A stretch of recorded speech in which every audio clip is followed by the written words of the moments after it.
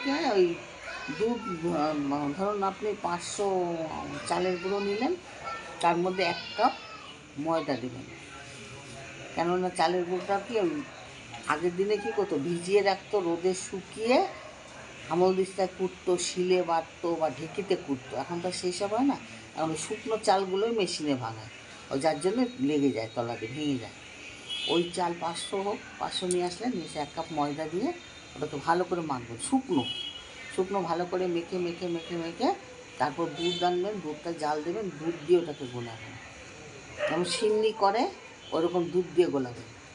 দুধ দিয়ে গোলাবেন, তার মধ্যে চিনি দেবেন, চিনি দিলে পরে এটা করে তারপরে চাকুতে ওই বা কড়াতেই ওই ন্যাকড়া করে ওই করুন, বেগুনের বোটা আছে না, কিছুটা বেগুন বোটার দিক দিয়ে রেখে ওটাকে তেলে চুবাবেন আর ওইটার মধ্যে মাখাবেন, মাখিয়ে ওটা দিয়ে দেবেন, দিয়ে ঘুরিয়ে ঘুরিয়ে দেবেন, দিয়ে তারপরে ওই নারকেলের পুর দেবেন, দিয়ে খুন্তি দিয়ে উল্টো উল্টো উল্টো উল্টো ভাজ করে ডিমের আমলেট যেমন করে ওরকম করে দেবেন। বাহ।